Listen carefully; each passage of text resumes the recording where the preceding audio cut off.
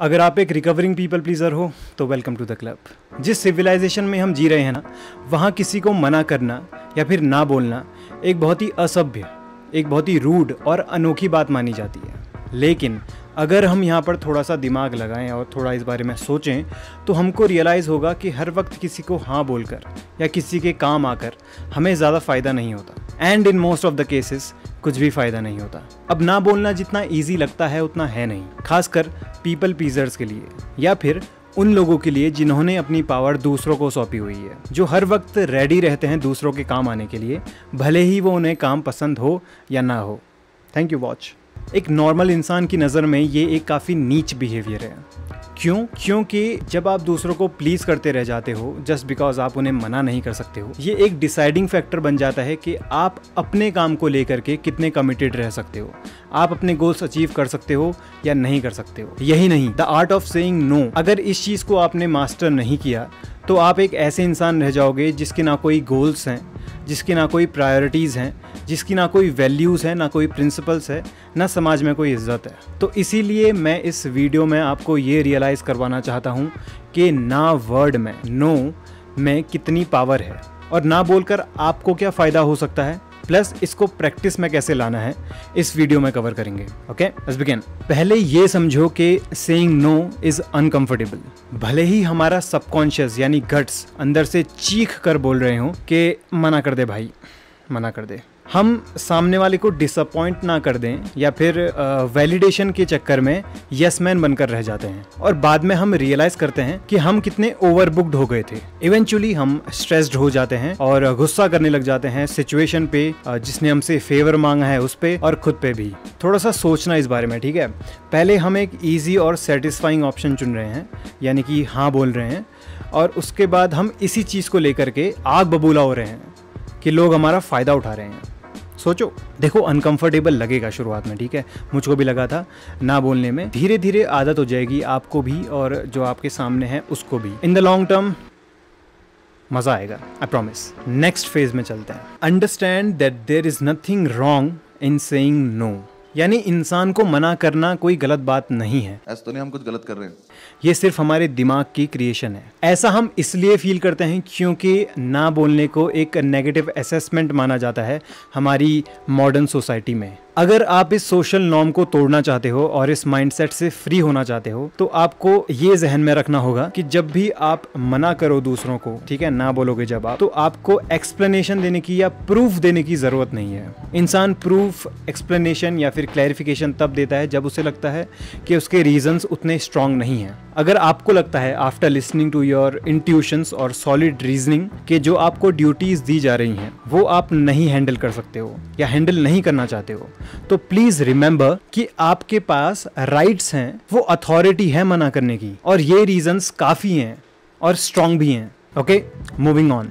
Saying no gives more power to your yes. अपने yes को या फिर अपने हाँ बोलने की आदत को एक प्रोडक्ट की तरह समझो, एक कमोडिटी की तरह समझो। जब आप हिम्मत जुटा करके ना बोलना सीख जाते हो तो आपकी जो यस की वैल्यू है वो ऑटोमेटिकली बढ़ जाती है। सपोज आप 3 बार मना कर चुके हो फेवर मांगने वाले को और चौथी बार आप हाँ कर देते हो। ओके, अब जो फेवर मांग रहा है आपसे उसके सबकॉन्शियस में आएगा कि इसने अब हाँ कर दी है, यानी कुछ सोचकर ही हाँ किया होगा। तो इसमें क्या होगा कि जो आपकी टाइम की वैल्यू है, आपके यस की वैल्यू है और जो आपकी वैल्यू है वो उसकी नज़र में ऑटोमेटिकली बढ़ने लग जाएगी। देखो, चीज़ें हमारे मुंह के सामने होती हैं, हम फॉलो तब तक नहीं करते अनलेस हमें एक रिटर्न प्रूफ ना मिल जाए या फिर सामने वाला हमसे बोलना दे जो हम सुनना चाहते हैं। मैं ये आपको इसलिए बता रहा हूँ क्योंकि मैंने भी ये चीज़ फॉलो की है और फॉलो करता हूँ, and so far so great. ये मेरे लिए काम करती हैं एंड होपफुली आपके लिए भी काम करें। अगले फेज में चलो। Saying no means you are standing up for yourself. Say no to friendship that brings no value. Say no to relationships that drains energy. Say no to projects you can't handle. Say no to opinions you don't agree with. जब आप ये चीज़ समझ जाओगे कि थोड़ी सी हिम्मत दिखा करके, थोड़ी सी ब्रेवरी दिखा करके उन चीज़ों को मना करना है जो आपको फालतू में सरदर्द दे रही हैं, उसके बाद आपकी लाइफ पॉजिटिव, हैप्पी और प्रोडक्टिव हो जाएगी। स्टैंडिंग अप फॉर योरसेल्फ के ऊपर एक डेडिकेटेड वीडियो है चैनल पे, अगर आप देखना चाहते हो तो प्लीज़ ऊपर कार्ड में क्लिक कर लेना। ओके, तो ये थी the powers of saying no.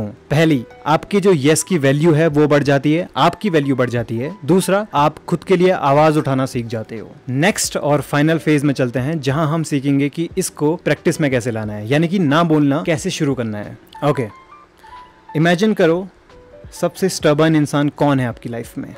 गो। किया इमेजिन? मैं शर्त लगा सकता हूं कि आपके जहन में किसी और का नाम आया होगा, किसी और की छवि आई होगी। द ट्रूथ इज, सबसे बड़े ढीठ हम खुद होते हैं, बस थोड़ी सी डिग्री का फर्क होता है, कोई कम होता है कोई ज़्यादा होता है, बट हम सब ढीठ हैं। अब ये चीज़ मैं इसलिए मेंशन कर रहा हूँ क्योंकि किसी दूसरे को मना करने से पहले, सिचुएशन को हैंडल और कंट्रोल करने से पहले आप खुद के ऊपर तो कंट्रोल लाओ। सोशल मीडिया पे कंट्रोल लाओ, एडिक्शन पे कंट्रोल लाओ, सिगरेट, ड्रग्स, पॉर्न, अल्कोहल, इस पे कंट्रोल लाओ। आपको काम है, आपकी डेडलाइन है, और इतने में आपका दोस्त बोलता है चलो घूमने चलो, आप चले जाते हो। कंट्रोल दिखाओ, यहाँ पर मना करो। आपके एक्स का टेक्स्ट आ रहा है, बोलता है या बोलती है लेट्स कैच अप,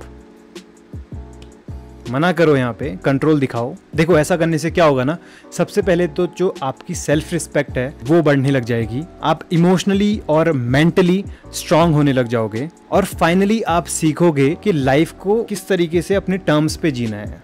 इवेंचुअली आपके पास ना बोलने की पावर आ जाती है और आप सिचुएशन को डोमिनेट करना सीख जाते हो। अगर मैं इस पूरी वीडियो को समराइज करूं एक सेंटेंस में, तो मैं कहूंगा stand up to yourself first, to stand up for yourself and enhance your value. और इसी के साथ ही हम पहुंच चुके हैं अपने अंतिम फेज में, जहां मैं आपसे बोलूँगा कि अगर आपको इस तरीके का कंटेंट पसंद आता है तो मैं काइजन गैप में वीकली कंटेंट डालते रहता हूं, कोशिश करता हूं वीकली में डाल सकूं।